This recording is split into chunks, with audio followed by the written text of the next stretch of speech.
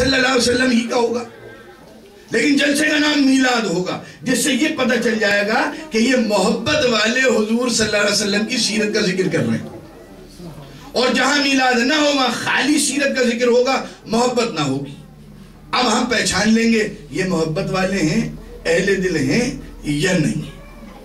تو وہ پہچاننے کا مراد یہ نہیں ہے کہ ان کا کوئی ایڈورٹائز کرنا ہے یا ان پر کچھ ہم نے ان کا کوئی نقصان کرنا ہے، نہیں، خود سمجھنا ہے اہل دل کون ہے اور ایسا بغیر دل والا کون ہے، نبی سے پیار کرنے والا کون ہے اور نبی سے پیار کرنے والا کون نہیں ہے۔ تو اس کا مطلب یہ ہے کہ اگر کہیں کوئی بیماری ہے تو یہ جراثیم اگر آپ چاہتے ہیں آپ کو نہ لگے تو اس سے تھوڑا سا فاصلہ رکھنا پڑے گا، بھئی یہ اصل مقصد ہے۔ وہ دوسرے کو جو ہے اس پہ انگلیاں اٹھانا مقصود نہیں ہے۔ ہمیں پتہ چل گیا یہ سیرت والے ہیں، یہ میلاد والے ہیں، تو اب اگر آپ کو وہ بیماری نہیں لگانی ہے اور آپ چاہتے ہیں کہ ہم جو ہے حضور کی میلاد مناتے رہیں اور اس کی برکتیں لوٹتے رہیں، تو اب آپ کو فرق سمجھ میں آ گیا، اب آپ حساب لگاتے رہیے۔ اصل بات یہی ہے، یہ ایسے ہم تقریر کرتے، یہ علماء کرام ایسے بیان نہیں کرتے کیونکہ ہم اس گروپ کے آدمی ہیں لہذا یہ گروپ کی بات کر رہے ہیں، نہیں، بلکہ اس کے اندر بڑی گہری ریسرچ ہے کہ آخر دیکھیے نا، یہ 2-4 سال پہلے تو ہم نہیں دیکھتے تھے سیرت کے جلسے، وہ تو صرف میلاد کی مخالفت ہوتی تھی، اب برابر سیرت کا کام ہو رہا ہے۔ اب برابر کیوں دنیا انگلی اٹھا رہی ہے کہ بھئی تمہارے نبی نہیں ہے، تم ان کی ولادت نہیں مناتے، تم ان کی برتھڈے نہیں مناتے، بالکل مناتے، دیکھیے ہم نے بھی تو رکھا ہوا جلسہ، اس کو نام دیتے ہیں سیرت کا۔ آخر ان سے پوچھو تکلیف کیا ہے اس جلسے کو میلاد کا نام دینے میں، تمہیں تکلیف کیا ہے؟ وہ کہتے تکلیف ہے کیونکہ میلاد کے لیے محبت چاہیے، سیرت کے لیے محبت نہیں چاہیے۔ میلاد آپ منائیے، سیرت ہم منائیں گے، آپ محبت والے ہیں، ہمارا کوئی محبت سے تعلق نہیں۔ حضرت نے پھر ایک بات اور کہی کہ جی حضور صلی اللہ علیہ وسلم کائنات کی جان ہے، اس میں کوئی شک نہیں، یہ میرے اندر ایک روح ہے جو میرے اندر ہے موجود، جب وہ روح نکل جائے تو آپ زیادہ انتظار نہیں کریں گے، 5-10 منٹ 911 کال ہوگی اور یہ جو ہے اٹھا کے، کیونکہ روح اصل ہے ہماری، وہ یہاں سے نکل گئی، اب یہ جسم بیکار ہو گیا۔ جب یہ روح موجود ہے تو یہ سارا ہاتھ پیر چل رہے ہیں، میں بول رہا ہوں، آپ سن رہے ہیں، ہم بیٹھے ہوئے۔ تو ایسے ہی حضور صلی اللہ علیہ وسلم کائنات کی روح ہے۔ اور اب آپ نے پوری تقریر علماء کرام کی سنی بھی یہ بات، مگر یہ ہے کہ ایسے دل میں خیال آئے گا کہ امام صاحب کی بات سمجھ میں تو آ گئی، ویسے کوئی پریکٹیکل ایگزامپل بھی ہونی چاہیے۔ تو جب پریکٹیکل ایگزامپل آپ کے سامنے آ جائے گی، اب آپ کہیں گے بات پوری سمجھ میں آ گئی، واقعی حضور صلی اللہ علیہ وسلم، یہ تو ہمارا عقیدہ ہے نا، یہ تو ہمارا علم ہے، یہ تو ہم بالکل تحقیق، ہمیں اپنے علماء کرام پہ کوئی شک نہیں ہے کہ حضور صلی اللہ علیہ وسلم کائنات کی جان ہے جی۔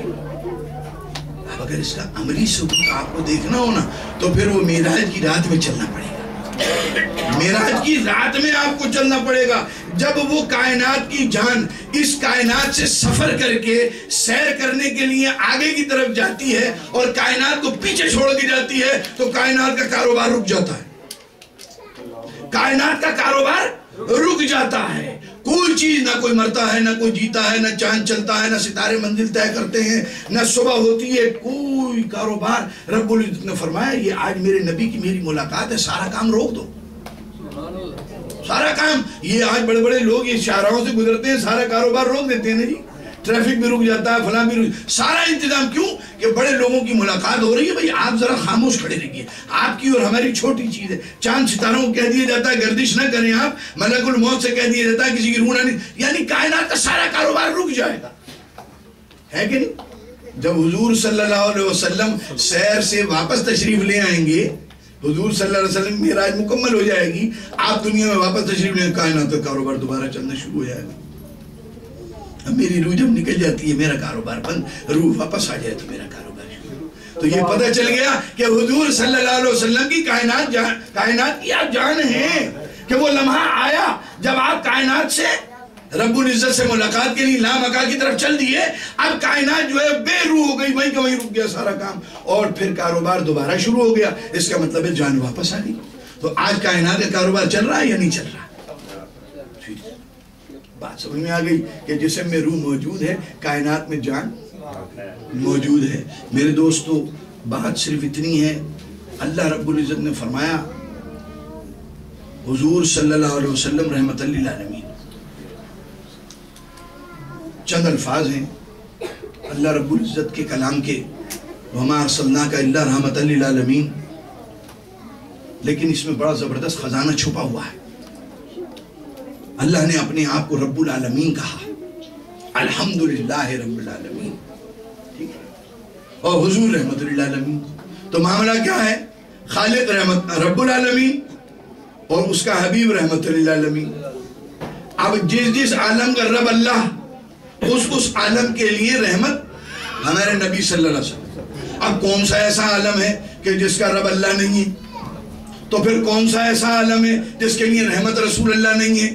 تو پتہ چلا کہ پروردگار کے جتنے بھی عالم ہیں، ہزاروں کے حساب سے، لاکھوں کے حساب سے، جتنے علماء کرام نے اپنی اپنی کتابوں میں گنوائے اور ہمارے پاس خبر پہنچی، وہ تمام عالمین اس رب کے ہیں، وہ ان عالموں کا رب ہے، اور ان تمام عالموں کے لیے رحمت کون؟ حضور صلی اللہ علیہ وسلم، سبحان اللہ، تمام۔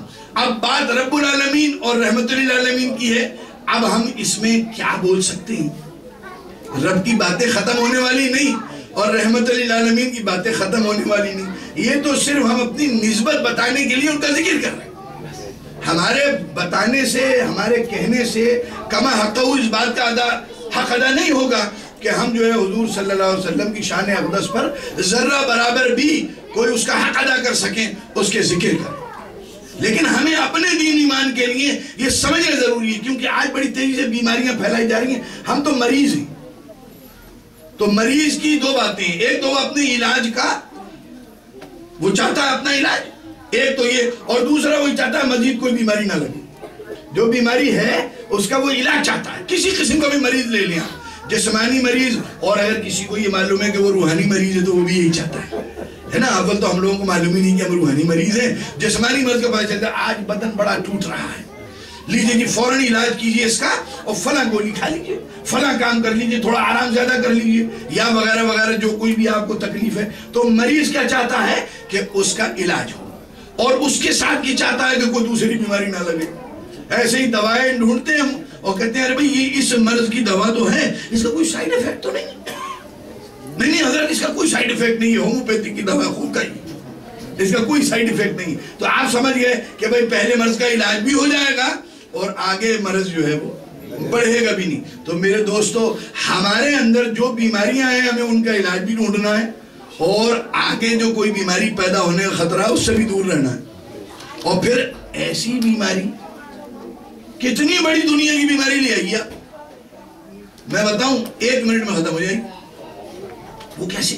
جسمانی بیماری ہے نا، وہ 1 منٹ میں ختم ہو سکتی۔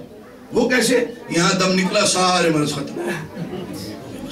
کتنی بڑی بڑی بیماریاں ہوں، اب آپ کسی سے کہیے کہ بھئی یہ جو ڈیڈ باڈی ہے اس کو کینسر ہے، ڈاکٹر کہیں گے نہیں، پاگل ہوا، اس کو کوئی بیماری نہیں، he is dead, he is finished، ساری بیماریاں ختم۔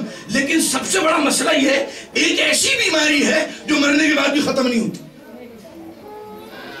تو ارے عقل مندو، جب ہم اس بیماری کا علاج ڈھونڈتے ہیں کہ جو مرتے ہی ختم ہونے والی ہے، اور وہ کبھی بھی ہو سکتا ہے، 5 منٹ میں، 10 منٹ میں، 5 دن میں، 1 ہفتے میں، 10 دن میں وہ بیماری ختم ہو سکتی ہے، لیکن اس کے باوجود ہم کہتے ہیں کہ نہیں، وہ مرتے ہی تو ختم ہو جائے گی، ہم چاہتے ہیں زندگی میں ختم ہو۔ تو ایسی بیماری سے بچاؤ کا طریقہ کیا ہے کہ جو مرنے کے بعد بھی خطرہ ہے کہ ہمارے ساتھ جا سکتی ہے۔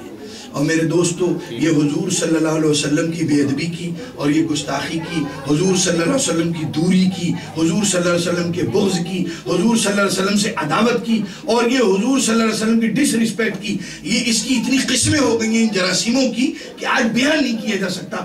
ہمیں ان جراثیم سے، اس بیماری سے بچنا ہے، کیونکہ وہ بیماری جو مرنے کے بعد بھی ہماری جان نہیں چھوڑے گی، اصل بیماری وہ ہے جو 50 سال کی عمر ختم ہوتے ہی بیماری گئی، تو چلو اس کی فکر تو کرنی ہے مگر اتنی زیادہ نہیں کرنی، مگر وہ بیماری جس کے اثرات کروڑوں برس تک رہ سکتے ہیں دوسرے عالم کے اندر، ہمیں اس بیماری سے بچنا ہے۔ اور آج کل یہ بڑی تیزی سے پھیلائی جا رہی ہے، کیوں؟ ہمارے حضور صلی اللہ علیہ وسلم کا قول ہے، ایسے لوگ پیدا ہوں گے جو مجھ سے بغض رکھیں گے، اور وہ پھیلتے پھیلتے اتنے بڑھ جائیں گے کہ وہ دجال کے ساتھ مل جائیں گے۔ تو ایسے موقع میں تمہیں اپنے ایمان کو بچانا ہے۔